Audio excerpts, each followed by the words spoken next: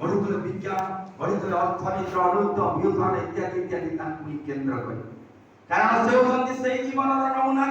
ଯାହାଙ୍କର ବ୍ୟକ୍ତିଗତ ଜୀବନ, ଦାମ୍ପତ୍ୟ ଜୀବନ, ପାରିବାରିକ ଜୀବନ, ସାମାଜିକ ଜୀବନ, ରାଷ୍ଟ୍ରୀୟ ଜୀବନ, ବିଶ୍ୱ ଜୀବନ, ସର୍ବୋପରି ବିଶ୍ୱ ଜୀବନ ସର୍ବାଙ୍ଗ ସୁନ୍ଦର ଏବଂ ସାବଲୀଳ। ଆମେ ସମସ୍ତେ ମଣିଷ এই ପଞ୍ଚ ମହାଜୀବନ ଦେଇ ଆମକୁ ଗତି କରିବାକୁ ପଡ଼ିବ। ସମୟ ତ ସ୍ୱଳ୍ପ, ତେଣୁ এই ପଞ୍ଚ ମହାଜୀବନ ଟିକେ ଟିକେ କିଛି ଗୋଟି ବାଣୀ ପାଇ ଆପଣମାନଙ୍କ ଆଗରୁ ମୋର ବକ୍ତବ୍ୟ ସାଙ୍ଗ କରିବି। ଠାକୁର କହୁଛନ୍ତି ଏ ବ୍ୟକ୍ତି ଜୀବନର କଥା। ଠାକୁର କହୁଛନ୍ତି ଜନ୍ମ ମାନେ ଜନ୍ମି ଉଠିବା, ଉପାଦାନର ସଂଗତି, ଯେଉଁ ଉପାଦାନ ଜୀବନ ଉଚ୍ଚ ବ୍ୟକ୍ତ ହୁଏ ବ୍ୟକ୍ତି। ତେଣୁ এই ବ୍ୟକ୍ତିତ୍ବ ଜୀବନଟା କିପରି ସର୍ବାଙ୍ଗ ସୁନ୍ଦର ଏବଂ ସାବଲୀଳ ହୋଇ ଉଠିବ, ଗୋଟିଏ ଆକର୍ଷଣୀୟ ବ୍ୟକ୍ତିତ୍ୱରେ ରୂପାନ୍ତରିତ ହୋଇ ଉଠିବ, ମାନବରୁ ଦେବତ୍ୱରେ ରୂପାନ୍ତରିତ ହୋଇ ଉଠିବ, ମଣିଷଟା ସେତେବେଳେ ମହାମାନବରେ ପରିଣତ ହୋଇ ଉଠିବ। ଠାକୁର ସେଇଥିପାଇଁ କହୁଛନ୍ତି, ଗୋଟେ ବାଣୀ ଦଉଛନ୍ତି, ବ୍ୟକ୍ତିତ୍ୱ ତୋର ଅତୁଟ ରହି ନିଷ୍ଠା ନିପୁଣ ଧୃତି ଲାଗେ, ଆଣୁ ବିହିତ ତାତ୍ପର୍ଯ୍ୟଟି ଜମିରେ ସବୁରି ହୃଦୟ ଜାଗେ। କହୁଛନ୍ତି ତୋର ବ୍ୟକ୍ତିତ୍ୱଟା ଏପରି ହେବା ଦରକାର, ତୋର ଚାଲିଚଳନ ଆଚାର ବ୍ୟବହାର ସମସ୍ତଙ୍କୁ ଏତେ ଆକୃଷ୍ଟ କରିବ, ଏତେ ଆଟ୍ରାକ୍ଟିଭ ହବ, ସମସ୍ତଙ୍କ ହୃଦୟରେ ଯେପରି ତୋର ଗୋଟିଏ ସ୍ଥାନ ରହିବ, ତୋର କଥାବାର୍ତ୍ତା ଚାଲିଚଳନ ସେଇପରି ହେବା ଦରକାର। ବ୍ୟକ୍ତିତ୍ୱ ତୋର ଅତୁଟ ରହି ନିଷ୍ଠା ନିପୁଣ ଧୃତି ଲାଗେ, ଆଣୁ ବିହିତ ତାତ୍ପର୍ଯ୍ୟଟି ଜମିରେ ସବୁରି ହୃଦୟ ଜାଗେ। ତାର ସେ କିପରି ବ୍ୟକ୍ତିତ୍ୱ, ଜଣେ ବ୍ୟକ୍ତି ଅନ୍ୟ ଜଣେ ବ୍ୟକ୍ତିକୁ କାହିଁକି ଯାଏ, ଗୋଟେ କଥା କହୁଛି ନା, ଭାବରେ ଯାଏ, ଅଭାବରେ ଯାଏ, ପ୍ରଭାବରେ ଯାଏ। ମନେକର ମୋର ଦାଦାଙ୍କ ସହିତ ଭାବନାବ ଅଛି, ମୁଁ ତାଙ୍କ ଘରକୁ ଯାଏ, ତାଙ୍କ ପାଖକୁ ଯାଏ। ଅଭାବରେ ଯାଏ, ମୋର ମନ ଜ୍ଞାନର ଅଭାବ ଅଛି, ମୁଁ ଯାଏ। ଧନର ଅଭାବ ଅଛି, ତାକୁ ପରିପୂର୍ଣ୍ଣ ପାଇଁ ଯାଏ। ତାପରେ ସେ ଜଣେ ପ୍ରଭାବଶାଳୀ ବ୍ୟକ୍ତିତ୍ୱ, ତାଙ୍କର ଆକର୍ଷଣୀୟ ବ୍ୟକ୍ତିତ୍ୱରେ ପ୍ରଭାବିତ ହୋଇ, ଆକର୍ଷଣରେ ଆକର୍ଷିତ ହୋଇ ମୁଁ ମଧ୍ୟ ତାଙ୍କ ପାଖକୁ ଯାଏ। এই ତିନିଟିରେ ଯାଆନ୍ତି ଲୋକ। ତେଣୁ ଠାକୁର ସେଥିରେ ଆଉ ପୁଣି ଗୋଟେ ବାଣୀ ଦଉଛନ୍ତି, ତୁମର କଥା, ତୁମର ବୁଦ୍ଧି, ତୁମର ଧୃତି ଉର୍ଜନା, ଲୋକ ମୁଖରେ ତୃପ୍ତି ଆଣୁ ଆଣୁଶିଷ୍ଟ ବର୍ତ୍ତନା। ତୁମର କଥା, ଏ ଦେଖନ୍ତୁ ଗୋଟେ କଥାଟା ଆମକୁ କହି ଆସେ ନା, এই কথাটা আমি সে পাগালি কথা কইয়া ভিতর দিয়ে মোর মনে পড়ুଛି। এই কথাটা ଆମକୁ କହି ଆସେ ନାହିଁ, ପରମ ପିତା ନିଜେ ଆସି ଆମକୁ ଶିଖେଇ ଦିଅନ୍ତି ଯେ କଥାଟା କେମିତି କହିବାକୁ ପଡେ। ଆମେ ପଢନ୍ତି ବିନୟ ମଧୁର ବଚନ, କହିତ ଶିବ ପ୍ରାଣୀ ମନ, କିନ୍ତୁ ସେଇପରି ଭାବରେ କହିପାରନ୍ତି ନାହିଁ। ଠାକୁର କେମିତି କହିଲେ, କଥାଟି କହିବ ଗୁଡ଼ ସମତୁଲ ଲାଗି ରହିଥିବ ଦେହେ, ମଧୁର କଥାଟି କଠୋର ହୋଇଲେ ଓଲଟାଦି କରେ ନାହିଁ। ମଧୁର କଥାଟି ଯଦି କଠୋର ହୋଇବ ଓଲଟାଦି କରେ ଥାଏ। এই ପକ୍ଷରେ ଗୋଟେ ଉଦାହରଣ ଦଉଛି, ସେଦିନ ଇନ୍ଦ୍ରପଥରେ ଚାଲି ଯାଉଛନ୍ତି ଦୁର୍ଯ୍ୟୋଧନ, ଯେତେବେଳେ ଚାଲିଯିବା ଭିତର ଦେଇ ଛୁଟି ପଡୁଛନ୍ତି, ଦ୍ରୌପଦୀ ମହାରାଣୀ କହୁଛନ୍ତି ଅନ୍ଧର ହବ, ଅନ୍ଧ ହବନି ତ କଣ, ଯେଉଁଥିପାଇଁ ତାକୁ ପୁରୁଷବାଦରେ ବିବସ୍ତ୍ର ହେବାକୁ ପଡିଥିଲା। ମହାଭାରତ ଯୁଦ୍ଧର ଆରମ୍ଭ ହୋଇଥିଲା ସେଇଦିନ। ତାପରେ ସେଦିନ ଅଷ୍ଟବକ୍ର ଋଷି ଆସୁଛନ୍ତି, ଲୀଳା ପୁରୁଷୋତ୍ତମଙ୍କର କୃଷ୍ଣଚନ୍ଦ୍ରଙ୍କ ପିଲାମାନେ ଶାମ୍ବକୁ ନାରୀ ବେଶ କରି ଗୋଟେ ଲୁହାର ମୂଷଳ ଧରି ଖେଳୁଛନ୍ତି। সেই ସମୟରେ କହୁଛନ୍ତି ଅଷ୍ଟବକ୍ର ଋଷି ତ ଅନ୍ତର୍ଯାମୀ, ତାହେଲେ ତାଙ୍କୁ ପଚାରିବା ଗର୍ଭରୁ ପୁଅ ହବ ନା ଝିଅ ହବ। ଯେତେବେଳେ ପଚାରିଛନ୍ତି ସେ କହିଛନ୍ତି ଏ ଆ ଭିତରୁ ଯିଏ ଜନ୍ମ ନେବ ତୁମ ଯଦୁବଂଶ ଧ୍ୱଂସର କାରଣ ହେବ। ଆପଣମାନେ ଜାଣିଛନ୍ତି ଭୀମ ଜାଣିଲା ବେଳେ ସେ ଲୁହାଟାକୁ ଗୋରି ଗୋରି ଗୋରି ଗୋରି ଛୋଟ କରିଦେଇଥିଲା, ତାକୁ ନେଇ ସମୁଦ୍ରରେ ନିକ୍ଷେପ କରିଦେଇଥିଲା। ସେ ବାଟୁଳିଟାକୁ ଗୋଟେ ମାଛ ଖାଇ ଦେଇଥିଲା, ତାକୁ ଜରାସବର ନେଇକି ଶିଆଳି ନନ୍ଦନ ଶ୍ରୀକୃଷ୍ଣଙ୍କୁ ଯେତେବେଳେ ମାରିଥିଲା, ଶ୍ରୀକୃଷ୍ଣ ମହାପ୍ରାଣ ହେଇଥିଲା, ଆପଣମାନେ ଜାଣିଛନ୍ତି। ଆଉ ଯୋଉ ଲୁହା ଗୁଣ୍ଡ ଗୁଡାକ ପଡିଥିଲା ସେ କାଦମ୍ବରୀ ଗଛରେ ପରିଣତ ହେଇଥିଲା, ସେଇ କାଦମ୍ବରୀ ରସକୁ ପାନ କରି ଯଦୁବଂଶ ପରସ୍ପର ଭିତରେ ହାଣିଫୁଟା ମରାମରି ହେଇଥିଲା। ତେଣୁ এই কথাটা ଆମକୁ କହି ଆସେ ନାହିଁ। ଠାକୁର ପୁଣି ଗୋଟେ ବାଣୀ ଦଉଛନ୍ତି କେମିତି କଥା କହିବ। କହୁଛନ୍ତି ବିନୟ ବିଣାର ଝଙ୍କାରେ ତୁହି ଆଳାପ କରିବୁ ସବୁ ସ୍ଥାନେ। ତାକୁ ଭଲ ଭାବେ ବୁଝନ୍ତୁ। ବିନୟ ବିଣାର ଝଙ୍କାରେ ତୁହି ଆଳାପ କରିବୁ ସବୁ ସ୍ଥାନେ, କଥାର ରଣନ ଭାବ ଭଙ୍ଗୀରେ ଢେଉ ତୋଳି ଦେବୁ ସବୁ ପ୍ରାଣୀ। ସବୁରୁ ପ୍ରାଣକୁ ସବୁରି ହୃଦୟକୁ ଛୁଇଁଲା ଭଳିଆ କଥା, ଯାହା ହୃଦୟ ସ୍ପର୍ଶୀ ବାର୍ତ୍ତା, ସେହିପରି ବାର୍ତ୍ତାଳାପ କରିବାକୁ କହୁଛନ୍ତି। ବିନୟ ବିଣାର ଝଙ୍କାରେ ତୁହି ଆଳାପ କରିବୁ ସବୁ ସ୍ଥାନେ, କଥାର ରଣନ ଭାବ ଭଙ୍ଗୀରେ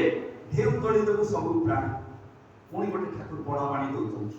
କହୁଛନ୍ତି କଥାରେ କାମରେ ସମିଚିନ୍ନ ସୌହାର୍ଦ୍ଦ ରହେ ଯେପରି, ସ୍ନେହ ଅଦୀପ୍ତ ହୁଏ ଯେପରି ତାହା, ସହାନୁଭୂତି ସମବେଦନା ପ୍ରଶଂସା ପୂଜିତ ସକ୍ରିୟ ସେବା, ଯାହା ମନକୁ ସୁସ୍ଥ ଓ ସନ୍ଦୀପ୍ତ କରି ସ୍ୱାସ୍ଥ୍ୟକୁ ଶକ୍ତି ମୁଖର କରି ତୋଳେ। ତହିଁରେ ତୀକ୍ଷ୍ଣ ନଜର ରଖି ଚଳିବାରେ ଟିକିଏ ବି ତ୍ରୁଟି କର। ସଦ୍ବ୍ୟବହାର ଯେପରି ସତ୍ତାରେ କୁଣ୍ଠା ଥାଏ, ସୁଷ୍ଠୁ ପ୍ରୀତି ଅଭିବ୍ୟକ୍ତି ନେଇ କେଉଁଠି ସ୍ପଷ୍ଟ ଭାଷୀ ହେବାକୁ ହେଲେ ମିଷ୍ଟ ଭାଷୀ ହୁଅ। ଏପରିକି ପ୍ରତିଟି ଗଳ୍ପ ଗୁଜବ କଥାବାର୍ତ୍ତା ହସ କୌତୁକ ପର୍ଯ୍ୟନ୍ତ ଯେପରି ପ୍ରେୟ ସମ୍ବର୍ଦ୍ଧନୀ ହୁଏ ବେଶ କରି ନଜର ରଖ। आमे सेहीपरि कथाबार्ता करंतु तापर आसला तुमर कथा आ तुमर कृति हमर परिवारटा केंति ठाकुर गोटिए बाणी कोची बेसी बाणी कहले समय होबनी ठाकुर कहले जहा इच्छा ताहा करिबु ताहा किंतु चलिबो नाही फल छडा बंद करे परिस्थिति छाड़िबो ना हमर कृति माने करिबा सेया होछि तेणु आज ए जो व्यक्तित्वटा कहीं हमर अंग हे उठुनी हमको कहीं भल लोक पाउ नांती ठाकुर पुनी कहउछंती ए व्यक्ति को चिन्हिबु केमिति ठाकुर कहते अर्जने पटु शास्त्र एकादे सुंदर समापन एई देखि तुई बुझिबु लोकर दक्षता के सम पुनी गोटे बाणी कहउछंती कथारे काम कहउछंती कथारे कामरे बेस्ट स्वार्थी उद्देश्य अमोघ गति स्वार्थ शिथिल रति एई सब गोटे देव लक्षण देखिबु चरित्रे जान ताकु जानबु स्वभाव मनुष्य वीर हृदयता तेणु आमे सेही परि व्यक्ति हे उठिचंती तो एला व्यक्तिगत जीवनर कथा एई दाम्पत्य जीवनर कथा दाम्पत्य जीवनटा आज हमर भुसुडी जाईची आज जो समाज रे एपरे अवस्था तार कारण होची एई दाम्पत्य जीवन बा सुविवाह होई पारुनी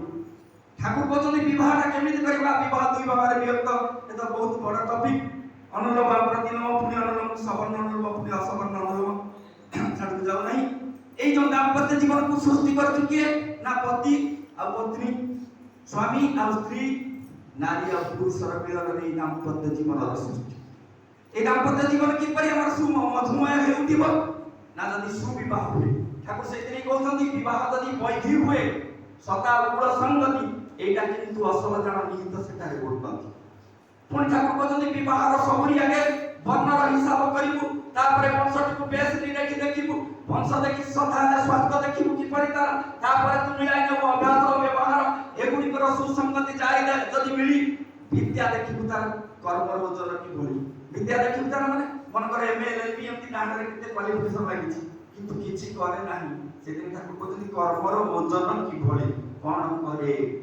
विवाहर सबुरी आगे एगुडी जदि देबु मिलाई प्राय देखिबु तु ठकिबु नाही मरिबु नाही ए होची दाम्पत्य जीवनर सृष्टि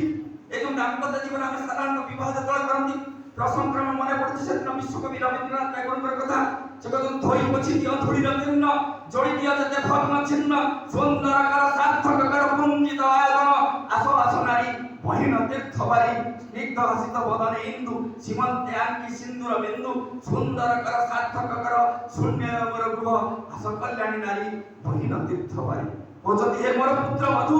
पुआ को बहन करी बोली तू पुत्र वधु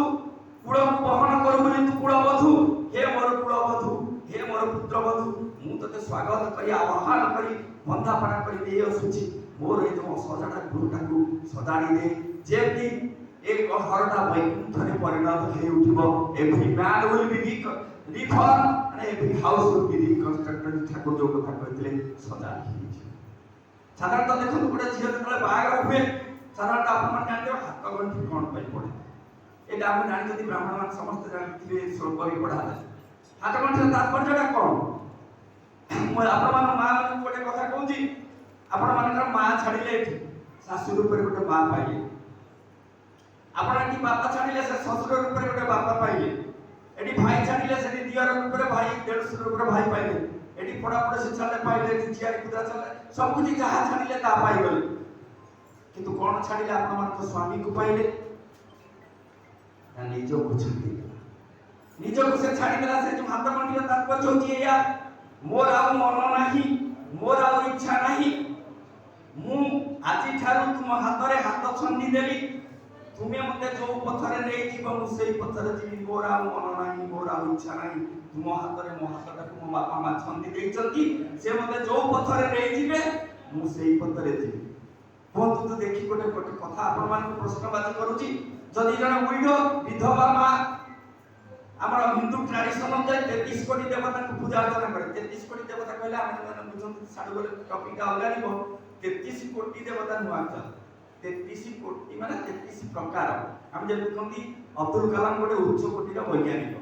ମାନେ ଉଚ୍ଚ ପ୍ରକାର ଉଚ୍ଚ ଶ୍ରେଣୀର କିନ୍ତୁ ଆମେ ତ ବୁଝନ୍ତି 33 କୋଟି ଦେବତା କହିଲେ ଆପଣ ମାନେ ଗଣି ଗଣି କହିଲେ 33 କୋଟି ଦେବତା ଅଛନ୍ତି କହିଲେ ଇନ୍ଦ୍ର କୁହର କେମିତି ଗଣି ଗଣି ମତେ କହିଲେ ଗୋଟେ ଲକ୍ଷ କାଲି कहले 33 कोटी माने 33 प्रकार सेटा बसुआ से अछि सब अन्य दिन को बेसी टाइम देले त कहि तेनो एई जो जिनसटा कहली पूजा कले से संख्या किंवार अधिकार दब सिंदूर पिंधार अधिकार से उडी को दे पारे झुटिया पिंधार अधिकार दे पारे लाल साड़ी पिंधार अधिकार दे पारे किंतु स्वामी देवता ए जोंथि पाई तुमे श्रीमंतिनी से श्रीमान का पाई तुमे श्रीमंतिनी पालाकार माने कोंदी नारी पिंधा साड़ी नारी पिंधा चूड़ी नारी पिंधा अलंकार स्वामी लागि सिना सुंदर दिसई नारी भालरे सिंदूर तेणु ये जो श्रीमंतिनी किंतु जतबेला स्वामी देवता को प्रणाम करती आगु पछकु दिखौना प्रार्थना पर देखे किए देखले आम पड़ा पड़ोसी देखले खराब लागियो अरे जे इह काल पर काल देवता